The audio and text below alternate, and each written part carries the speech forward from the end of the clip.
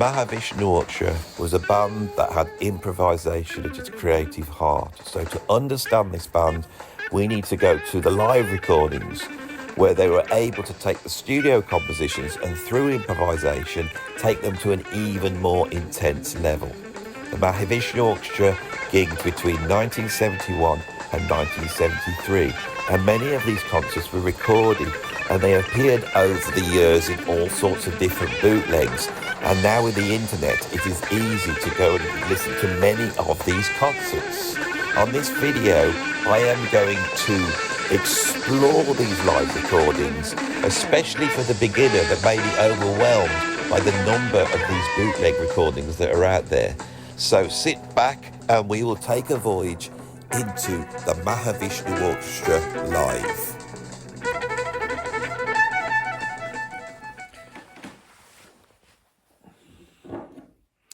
Hello and welcome to this video.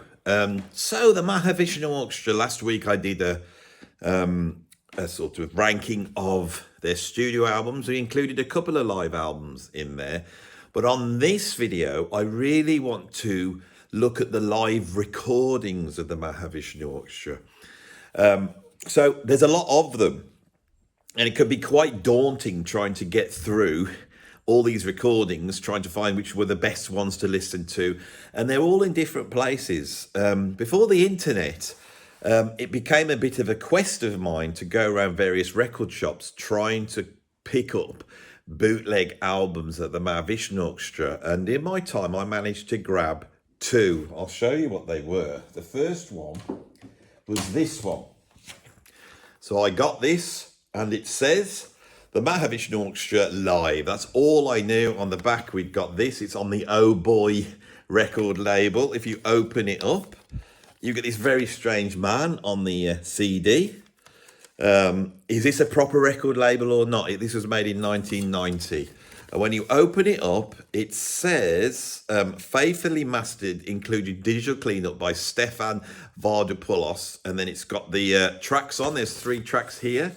Nothing really tells you what this is. Now, if you go onto YouTube and put Mahavishnu Orchestra live, you will find a black and white outdoor concert. And this is the recording that went with that video, right? I spent a lot of money on this. You can now go, just go and not only listen to this, but go and watch it live for nothing. And the quality of this is pretty poor. It's pretty muffly. It's not a fantastic quality at all. Even though, because it was shot for video, they must have maybe come out of the mixing desk. I'm not too sure. The other one I managed to pick up was this one that's got a little bit more information on. This one here. The Mahavishnu Orchestra, and this is called The Inner Flaming Axe. And we now know that this was recorded in New York at Syracuse University on the 12th of May, 1972. Again, if you open it up, seems like it's on some sort of a label. This label is called All of Us, and we get a picture of John McLaughlin there. Right, so these were very valuable items for me as a Mahavishnu fan because it gave me an idea of what they sounded like live. But the quality of those was never that great. But it didn't matter back then because as long as I get to hear it, I can have an idea what they were doing. And the improvisational abilities and the virtuosity and the cohesive aspects of this band cut through the recording quality. I'm doing a bit of an Adam Neely today. I need this coffee, though, I'll tell you that. Right. There was one more I managed to get, which I'm going to show, which is the Mahavishnu Orchestra, but it's Mahavishnu related. And it is this one. John McLaughlin and Carlos Santana live in Chicago in 1973. And the band is John McLaughlin on guitar, Carlos Santana on guitar, Larry Young on organ, Doug Rausch, the late great Doug Rausch on bass, Armando Pirazza on percussion, and Billy Cobham on drums. This is like the Mahavishnu Orchestra, Tony Williams' Lifetime, and Santana all coming together. And this burns. And even though the quality is not great, on this CD at least, it sounds pretty warm. And this is my favourite one of all the bootlegs. Now, when this video started up, you might have noticed that there was some live Mahavishnu playing, and the Mahavishnu experts might be wondering where that recording came from. Well, I'll let you know at the end of the video because it's quite an interesting thing. But if you're a novice and you would want to know where to start, there's two places you can go to straight off. One is YouTube and one is Spotify, and you will find what looks like proper albums. But these are all, in a way, bootleg albums. Some of them obviously recorded off the radio, some off video. There's even some that were properly recorded. One bootleg particularly, which is the famous bootleg, which is called Wild Strings, and that was recorded live in Cleveland, and supposedly it was recorded by Columbia Records for a live album. Now, the versions that you can find on YouTube vary in quality, but there is some incredible quality recording there, which is almost like a live album. I did have a copy, and I've searched everywhere for it for this video, and I can't find it, but mine was even better than the one they have on YouTube. Wild Strings is the classic bootleg. It was recorded in 1972, and it really captures the Mahavishnu Orchestra in full flight. John McLaughlin is playing off the chart. There has been rumours that this album would come out as a proper release, and it hasn't been sanctioned. And what seems to hold up these releases could be, because no one knows for sure, but reading between the lines and just going on your gut instinct, there's two things that seem to be holding that up. Jerry Goodman doesn't seem to be too pleased with his performance on some of these recordings, particularly Wild Strings. And with other releases, there's questions of royalty payments to the other band members. And I think certain band members might be questioning those payments. And so this is a big thing. There's a lot of recordings out there, hundreds and hundreds of recordings. If you really want to see how many there are, and you are a novice, then pop over to Wolfgang's Vault, which I think is wolfgangs.com, but just Google Wolfgang's Vault, search for the Mahavishnu Orchestra, and you will see how many bootleg recordings exist. And if you start going through some of the recordings at Wolfgang's Vault, you will find out pretty quick that some of them are of an incredible quality, but you have to register it. It's a little bit fiddly. So on this video, I'm going to be going through the albums that are over on Spotify. Now, the reason I've gone to that streaming service is because they look like proper albums, and I think they need some sort of special attention. I will then run through some of the other stuff that's on YouTube that's well worth checking out. So as we go, you will see the gigs and the concerts that I would say are the ones you need to go and look at. And in the description for this video, you will have a list, maybe with even links if I can, manage to get all that done for these different recordings. So you can start to find a place to start in this incredible quest to find the ultimate Mahavishnu Orchestra performance. And there's so many people saying this is one and that's one. Well, I'm going to give you my take on it, right? So let's start with Spotify. And the first one I want to look at is the Live at Berkeley Community Theatre. This was released quite recently and seems almost like an official release. I don't want to say whether it is or not. It's come out on vinyl, and in a few weeks it will be coming out on CD. And I've seen a photograph of John McLaughlin holding this album. So I'm assuming he's giving it his blessing. It could be AI, I don't know. I wish I knew more about this, and I'm sure people will fill in. But this seems like an official release. Now, this is a recording that comes from a gig that happened on June the 18th, 1972, right? At Berkeley Community Theatre. Now, there's basically two tours. There's the Inner Mountain Flame tour, and then there's the Birds of Fire tour. At some point on the Inner Mountain Flame tour, Jan Hammer acquired a Moog synthesizer around about the summer of 1972. So when you go to a lot of the earlier bootlegs, it sounds like a lot closer to the Inner Mountain Flame without the Moog. What's also interesting when we really start to look at these is the way the band is developing. Earlier on, they're playing the tracks much more like the album, but as time goes on and this sort of insane improvisational cohesion comes in, we're seeing the tempos being pushed faster and faster. And also what's interesting is that compositions that appeared on the three main albums crop up right from the beginning. Right, so on the early gigs, they're playing a track like Sanctuary, which doesn't appear to until Birds of Fire. So they had more compositions under their belt. Now, if we look at the official releases, what we have, just to cover those, is Between Nothingness and Eternity. Now, this was a proper release that came out in 1973. And it features new material. It's very odd that it's a live album with new material on, so it serves as the third album.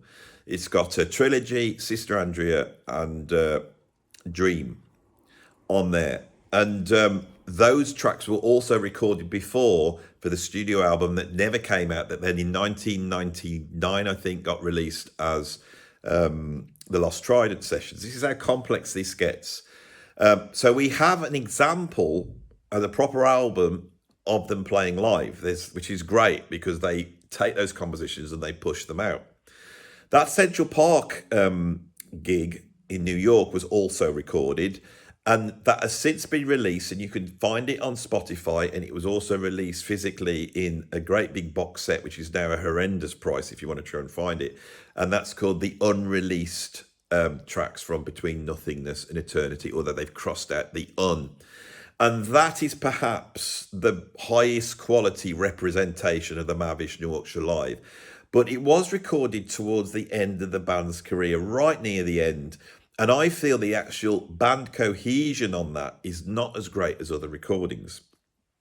The only other official live recording that there is the recording of Noonwood Race for the album Marty's Soul, which was a recording made by Atlantic Records of a festival that the Mahavishnu Orchestra played at.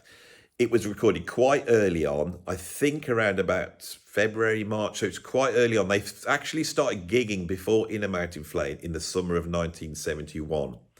And those recordings are actually quite hard to find because their reputation hadn't spread at that point, and so people weren't aware of this insane group doing these insane live gigs, and then I think there was a want then to try and capture some of these gigs.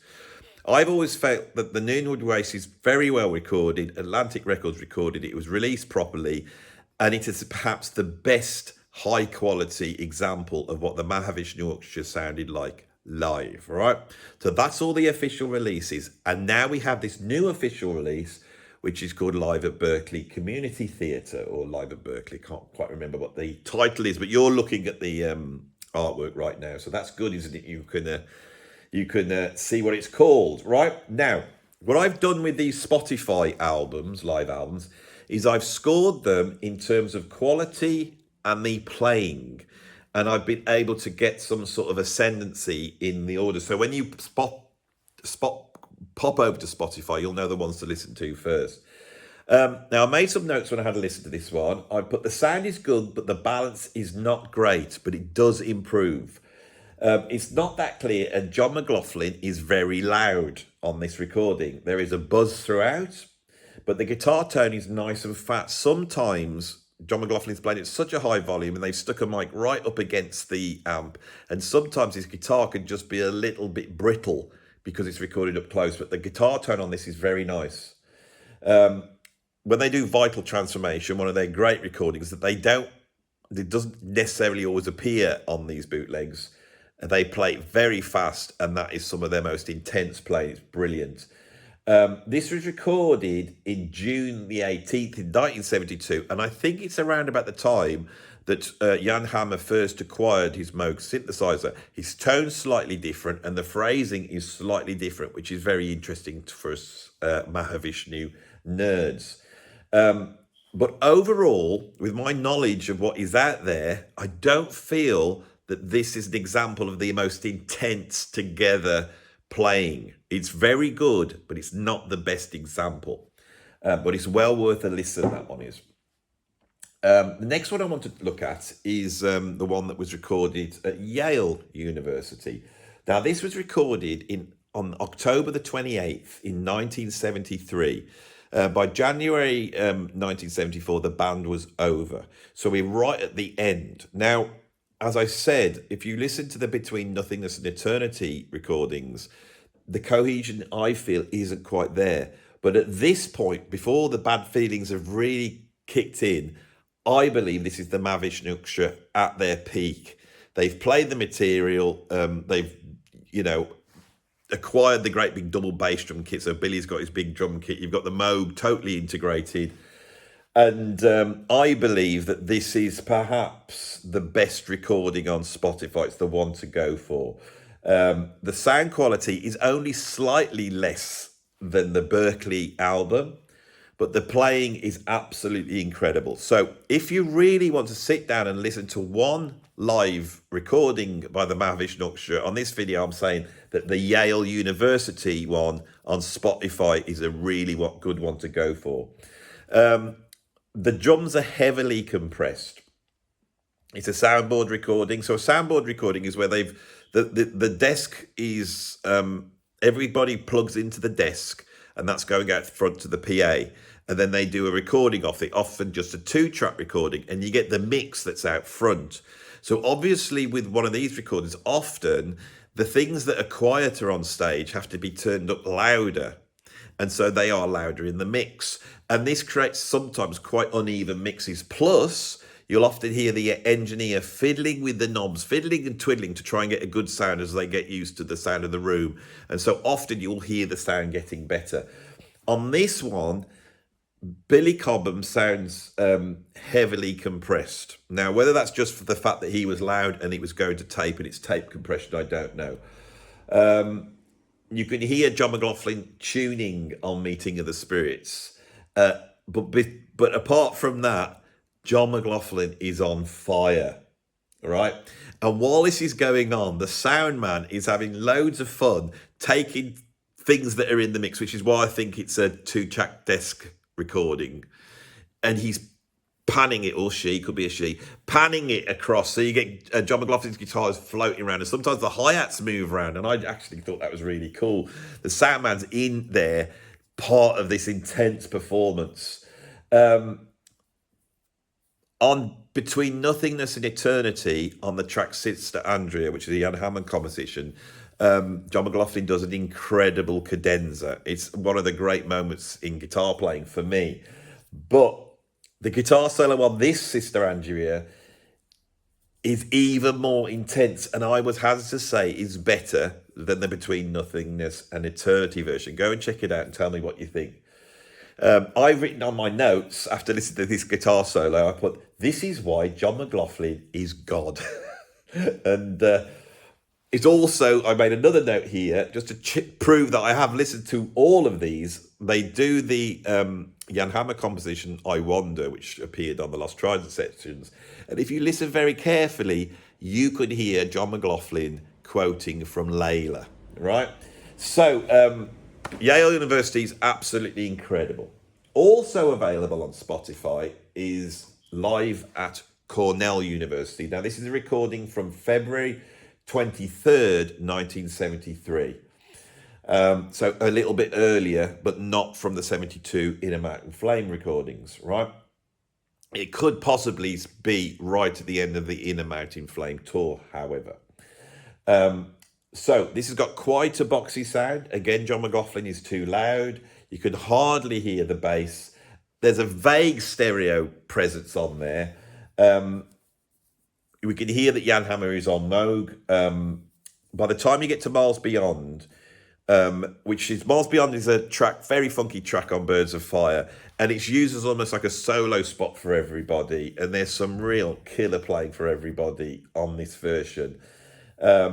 Noonwood Race is very, very intense, especially Jan Hammer. Incredible keyboard solo on that there. Trilogy is actually not Trilogy, it's actually Resolution, and then goes back into the Noonwood Race. So the Noonwood Race on this is sort of punctuated with interludes. They've got the track listing wrong on there. Sister Andrea, John McLaughlin does not quite find his groove, but it's still pretty intense.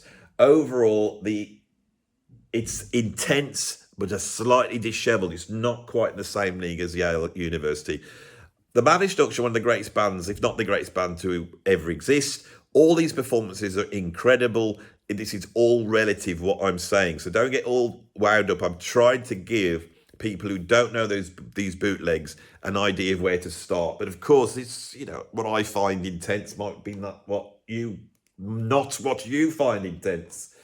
Right, the next Spotify album I want to look at is it's called SUNY 72, and it was recorded in New York at actually in Binghamton. This is on another one on a university campus. And it was recorded on February the 20th, 1972. This album is very muffly, the drums are indistinct, and it's actually quite a sedate performance. As I said, I think this is February 20th. Now, the dates of this, I tried to do some research, and I think the date they're saying is wrong. I think this one is from February the 20th. And that would explain why it's so sedate, because it's an earlier incarnation, just after In a Matter of Flame, where they're sticking to the tempos on the album. The playing is very controlled, but it's slightly less fiery. There's an incredible electric piano solo by Jan Hammer on Noonwood Race, because you've got to remember, at this point, he hasn't got the Moog, so you get to hear these incredible electric piano solos. But as time goes on, and the Moog gets introduced, there's less electric piano solos. And I love Jan Hammer playing electric piano as well. But throughout this, the tempos are very slow. This is middling. The quality is not great, and the playing is relative to these other stuff is not quite as good. Another album on Spotify I'd like to point you to is the Festival de Chateau Vallon, recorded in 1972, actually on August the 23rd, 1972, as part of the In a Matter of Flame tour. This was also filmed for TV. This is a recording for French television. So this recording is loud and it's clear, but it's in mono, right? And that's a little bit wearing when you got the headphones on. It's the standard 1972 set. It's nice to hear Awaken, right? Because we don't often get Awaken on these bootlegs. And on there, they turn it into a shuffle, almost like the Quadrant 4 shuffle that Billy Cobham does on Spectrum. And there's a very early Moog solo on here as well. John McLaughlin's guitar sound is quite polite, doesn't sound as overdriven as it is later on. Again, another sedate performance. And on One Word, we see the introduction of that as a solo spot for Billy Cobham and Rick Laird. And I've got to be honest, these are probably incredible live, but I'm a drummer, but I do find these a little bit tiresome, having to wade through a bass solo and a drum solo. Now, those are the albums that are featured on Spotify. But if you have a search on Spotify, you also find there's another album that someone else has put up, and it's a proper bootleg, and it is called Mahavishnu Orchestra at the Whiskey A Go-Go, which was recorded on 27th of March 1972. Now, this sounds like a radio broadcast to me. There's a lot of noise on there. The drums sound a little bit harsh, but overall the sound is quite warm. This is actually a pretty good album. It's been remastered, and the remastering is a bit compressed. John McLaughlin's quite quiet on there, but the performance has slower tempos like the others, but it's actually more intense. In terms of performance, this is pretty good. Rick Laird's pretty loud, and he sounds absolutely great on this. Often Rick Laird gets a bit buried, but hearing him up front really helps.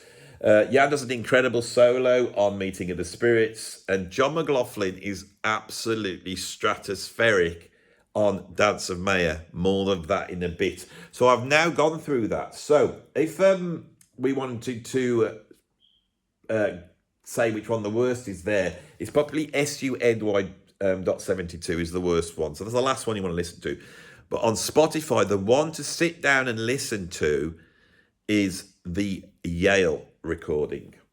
And it's the album cover where they're all sat. Well, you can see it, couldn't you? You can see it, but they're all sat lounging. And I think they've taken that black and white photo and put that into an AI to bring it all out. And I'm going to be coming to that at the end of this video. Right. If you go over to YouTube, you will find all these recordings in all different levels of quality. I went through every one I could find. Some of them are truly awful. They're interesting, but they're truly awful. But the stuff that sounds really good on YouTube are the following concerts, and I won't spend so much time on them, but I'm just going to list those as well. So over on YouTube, of course, number one is the the YouTube version of Wild Strings, which was recorded in Cleveland in 1972. This is the legendary bootleg by the Mahavishnu Orchestra. There's two versions up on YouTube. I don't know if they got slightly different running orders. I think they have. But the one that's got a shot of John McLaughlin outside with his double neck guitar is the one to go for. And it almost sounds like an album. It's quite incredible. There's another recording of them live called Live in Buffalo in 1973. That sounds fantastic. There is another one called Live at Orpheum Theatre, which was recorded in Boston, Mass. On the 11th of March, 1973.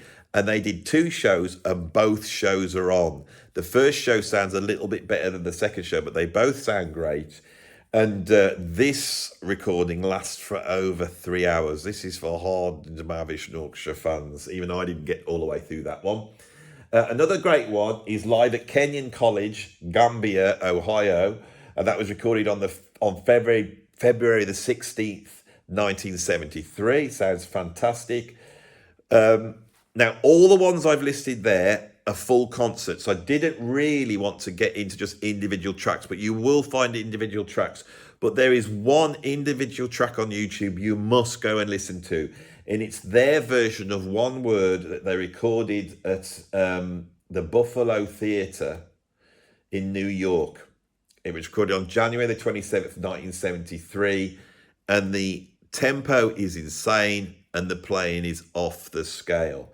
So I have now covered everything I wanted to talk about. And hopefully, if you are interested in exploring this, it's given you a little bit of a guide and a little bit of an interest. Now, let's go back to this recording, which I have sort of put at number one.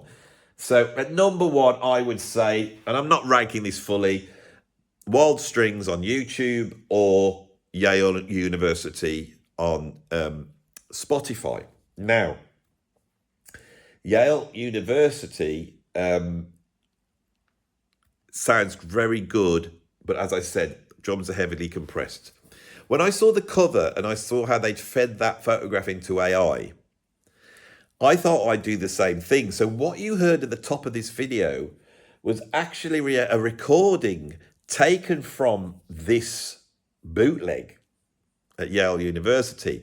And I got the AI to separate all the parts separately, because nowadays we could take the drums, we could take the recording, we separate the drums, the keyboards, the bass, guitar, we can separate them all. Then I went in and I refined it, EQ'd it, and I didn't edit it in any way, but I basically polished each separate track up, and I feel it brought a little bit of detail. And now that's what you heard at the top of this video. So if you want to go back and hear that again, this is quite interesting. Now, I just used Moises, which is, you can go to Moises' website. It's an app that will separate recordings into their component parts. Certain DAWs can do this a lot more sophisticated now. Now, the reason I say this is because this could create a renaissance in terms of bootlegs of not only the Mahavishnu Orchestra, but all bands from that period, because we can now break these tracks apart and we can remix them and build them up. We can take the audience noise off, we can take the hum and the buzz off, and we can try and fix some of the little audio problems that are on these recordings. Now, I did the one at Yale because it sounded pretty good. But remember that Whiskey A Go-Go? Remember I said, if you go back, you will see that on the Whiskey A Go-Go one, I said that John McLaughlin is stratospheric on Dance of Maya. So I took that and I tried to separate that in using the AI, using Moises. And I only had partial success. But it didn't manage to separate it into two separate tracks. One that had sort of the drums on, but not the cymbals. And then everything else was on the other track. But what I was able to do was then go in, clean that up, EQ it.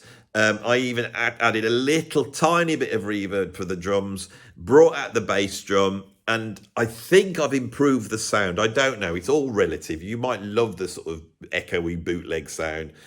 But I've had a go at that one. And what you're going to see at the end of this video is my remastering and actually remixing of John McLaughlin's guitar solo. And I've also created a video which took me bloody ages, and it's a bit psychedelic and it's a bit over the top, but it expresses the feelings I have when I listen to the Mahavishnu Orchestra. So I'm going to end the video by showing you that, and I hope I don't come up against any copyright problems, but these are all bootlegs, so we should be all right. Let's see what happens. Anyway, that's the end of this video. Prepare yourself to have your face melted off by John McLaughlin's incredible guitar playing.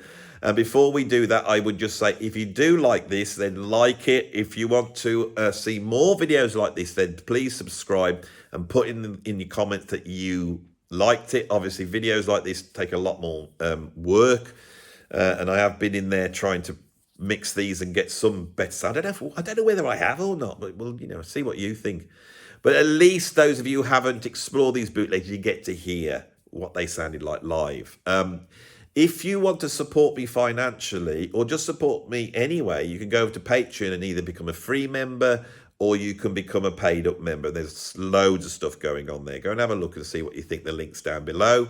And if you want to support me in the work I'm doing here with a one-off payment, you can put a donation into my PayPal tip jar. And also I have a link to the charity that is supporting me and letting me reside in these incredible rooms. So are you ready? You got your seatbelts on? You ready to hear this? Right, we're going to go straight in from the Whiskey A Go-Go on the 27th of March 1972. Here's John McLaughlin killing it on Dance of Maya.